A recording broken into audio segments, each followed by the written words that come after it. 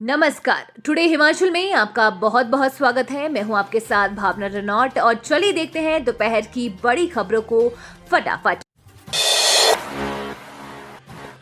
हिमाचल में 2 दिन बारिश बर्फबारी की संभावना। केलांग का न्यूनतम पारा -12.4। हिमाचल प्रदेश में 2 दिन बारिश और बर्फबारी के आसार है। मौसम विज्ञान केंद्र शिमला के अनुसार ताजा पश्चिमी विक्षोभ की सक्रियता से राज्य के कई भागों में 9 और 10 फरवरी को बारिश और बर्फबारी की संभावना है। वहीं निचले व मैदानी भागों के लिए बिजली चमकने व अंधड़ चलने का येलो अलर्ट जारी हुआ है। 11 फरवरी को भी कुछ भागों में मौसम खराब रह सकता है। आज राजधानी शिमला सहित अन्य भागों में धूप खिलने के साथ हल्के बादल भी छाए हुए हैं। उच्च पर्वतीय 1-2 स्थानों पर आज भी बारिश बर्फबारी की संभावना है।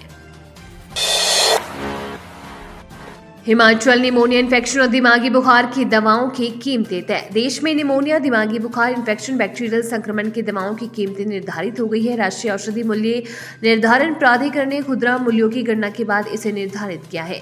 इसके अधिसूचना जारी कर दी है। निर्धारित कीमतों से अधिक पर बेचने पर विभाग सख्त कार्यवाही करेगा। बीते सोमवार को भी 75 दवाओं और इंजेक्शन के दाम एनपीपीए ने निर्धारित किए हैं। उनमें कैंसर समेत अन्य गंभीर बीमारियों में उपयोग में आने वाली दवाएं और इंजेक्शन शामिल थे। जयराम ठाकुर बोले, कर्मचारी ओपीएस महिलाएं 1500 रुपए और युवा कर रहे नौकरी का इंतजार। पूर्व मुख्यमंत्री एवं नेता प्रतिपक्ष जयराम ठाकुर ने कहा कि सुक्खू सरकार सच में इंतजार की सरकार है। कर्मचारी ओल्ड पेंशन स्कीम बहाल होने की अधिसूचना का इंतजार कर रही हैं। महिलाएं हर महीने 1500 रुपए मिलने का इंतजार कर रही है। युवा वर्ग 5 लाख नौकरी का इंतजार कर रहा है। आम लोग 300 यूनिट फ्री बिजली का इंतजार कर रही हैं। उन्होंने कहा कि लगता है ऐसा न हो कि जनता इनके जाने का इंतजार कर रही हो।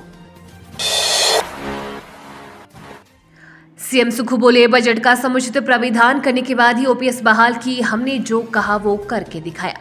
मुख्यमंत्री सुखविंदर सिंह सुक्खू ने कहा कि प्रदेश सरकार ने बजट का समुचित प्राविधान करने के बाद ही पुरानी पेंशन योजना यानी कि ओपीएस बहाल की है। सरकार ने ओपीएस बहाली की पहली गारंटी मंत्रिमंडल की पहली बैठक में ही पूरी कर साबित कर दिया था कि हमने जो कहा वो करके दिखाया। पूर्व भाजपा सरकार अपने वादों पर खरा उतरने में नाकाम रही है। ऊना व नादौर में पत्रकारों से बातचीत में सुक्खू ने कहा कि कांग्रेस प्रतिज्ञा पत्र की अन्य सभी गारंटी चरणबद्ध ढंग से पूरी होगी। पूर्व भाजपा सरकार ने वेतन आयोग की सिफारिश तो लागू कर दी है, लेकिन कर्मचारी व पेंशनरों को इसका देय बकाया भी नहीं दिया। लाहौल में तींदी किलाड़ सड़क पर रोहली के समीप हिमस्खलन, 36 यात्री फंसे। हिमाचल प्रदेश की लाहौल घाटी में तींदी किलाड़ सड़क पर रोहली के समीप हिमस्खलन हुआ है। इससे 4 गाड़ियों में कुल्लू से पांगी जाने वाले 36 यात्री फंस गए हैं। तींदी निवासी राहुल ने बताया कि रोहली के पास हिमस्खलन के कारण तींदी किलाड़ के बीच सड़क अवरुद्ध हो गई है। इससे 4 गाड़ियों में कुल्लू से पांगी जाने वाले 36 यात्री फंस गए हैं। कालका शिमला ट्रैक पर 14 फरवरी से शुरू होगा स्पेशल ट्रेन का ट्रायल। कालका शिमला हेरिटेज रेलवे ट्रैक पर ट्रेन सेट चलाने के लिए 14 फरवरी से ट्रायल शुरू होंगे। 3 कोच वाले ट्रेन सेट के ट्रायल के लिए आरडीओएसओ की टीम लखनऊ से कालका आएगी। ट्रेन सेट को ट्रायल के लिए कालका से शिमला तक अप और डाउन में चलाया जाएगा। देश में पहली बार नैरो गेज ट्रैक पर ट्रेन सेट चलाने की तैयारी है। रेल मंत्रालय ने कालका शिमला हेरिटेज रेलवे ट्रैक पर रेल मोटर कार के स्थान पर 60 सीटर ट्रेन सेट चलाने का फैसला किया है। साइबर अपराधियों ने चंबा के व्यक्ति को लगाया 72 लाख का चूना। जाने पूरा मामला। लॉटरी का झांसा देकर साइबर अपराधियों ने चंबा जिला निवासी छांगाराम को 72 लाख रुपए का चूना लगा दिया है। पीड़ित ने साइबर पुलिस को आपबीती सुनाई। पुलिस ने मामला दर्ज कर छानबीन शुरू कर दी है। साइबर पुलिस ने बताया कि पहले अपराधियों ने छांगाराम को 25 लाख रुपए की लॉटरी लगने के नाम पर फोन किया। इसके बाद पीड़ित को मोबाइल पर मैसेज भेजे। लॉटरी के नाम पर पीड़ित को बार बार फोन करते रहे। कहा गया कि पहले कुछ पैसे जमा कराने होंगे, उसके बाद लॉटरी की पूरी रकम खाते में डाल दी जाएगी। बोर्ड परीक्षाओं में कम परिणाम देने वाले शिक्षकों की तय होगी जवाबदेही। मंत्री ने लिया फैसला।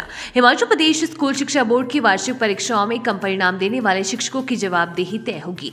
10वीं और 12वीं कक्षा की परीक्षाएं शुरू होने से पहले शिक्षा मंत्री रोहित ठाकुर ने यह फैसला लिया है। परिणाम बेहतर लाने के लिए उच्च शिक्षा निदेशालय को भी निर्देश जारी कर दिए गए हैं। प्रदेश में बीते कुछ साल से बोर्ड परीक्षाओं का परिणाम लगातार कम हो रहा है। कोरोना संकट के दौरान परीक्षा नहीं होने पर विद्यार्थियों को अगली कक्षाओं में प्रमोट किया जाएगा।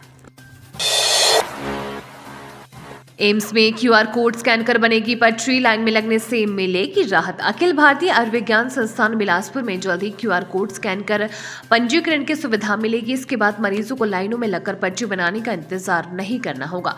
आगामी 3 माह में एम्स में इस प्रक्रिया को पूरी तरह से शुरू करने के लिए उपकरण स्थापित कर दिए जाएंगे। वहीं अब एम्स में आने वाले मरीजों को अपने साथ आधार कार्ड लाना जरूरी कर दिया गया है। एम्स प्रबंधन ने आग्रह किया है कि सभी लोग अपने फोन पर आभा ऐप डाउनलोड कर ले। एम्स में पंजीकरण के लिए आधार कार्ड को आवश्यक कर दिया गया है। आधार कार्ड होने से पंजीकरण करते समय नाम पते को कंप्यूटर सिस्टम में दर्ज करते समय होने वाली गलतियां नहीं होंगी। वहीं मरीज के दस्तावेज बनाने के लिए नाम और पता सही होने पर कोई परेशानी भी नहीं होगी। पेपर लीक मामले में सरकार बड़ी कार्यवाही को तैयार, पैसे लेकर नौकरियां पाने वाले हो सकते हैं सेवाओं से बाहर। राज्य कर्मचारी चयन आयोग से जुड़े पेपर लीक मामले में अब प्रदेश सरकार को अंतिम रिपोर्ट के आने का इंतजार है। विजिलेंस की प्रारंभिक रिपोर्ट में ही चौंकाने वाले तथ्य सामने आए हैं। सूत्रों के अनुसार पिछले 2 वर्षों के अधिकांश भर्तियां संदेह के घेरे में है। कईयों ने पैसे देकर नौकरियां हासिल की है। सरकार ऐसे व्यक्तियों को सेवाओं से बाहर कर सकती है। सुको सरकार कड़ी कार्यवाही करने की तैयारी में है। इस मामले में कानूनी पहलुओं पर भी गौर किया जा रहा है। पिता काम से घर लौटा तो बेटी को इस हालत में देख उड़ गए होश। कसौली क्षेत्र में एक 18 वर्षीय छात्रा ने फंदा लगाकर अपनी जीवन लीला समाप्त कर ली। इस युवती का परिवार इस मकान में पिछले 10 वर्षों से किराए पर रह रहा था। परिवार मूल रूप से झारखंड का रहने वाला है। युवती का पिता रोज की तरह सुबह 9 बजे काम पर चला गया और युवती का छोटा भाई भी 11 बजे के करीब घर से बाहर चला गया था। दिन के समय जब पिता खाना खाने के लिए वापस घर लौटा तो पाया कि दरवाजा अंदर से बंद था और टेलीविजन ऑन था। काफी मशक्कत के बाद जब दरवाजा खोला तो युवती फंदे से झूल रही थी। ये देखकर उसके होश उड़ गए। इसकी सूचना तुरंत पुलिस को दी गई। मामले की पुष्टि डीएसपी प्रवीण चौहान ने की है। अभी तक आत्महत्या के कारणों का पता नहीं चल पाया है।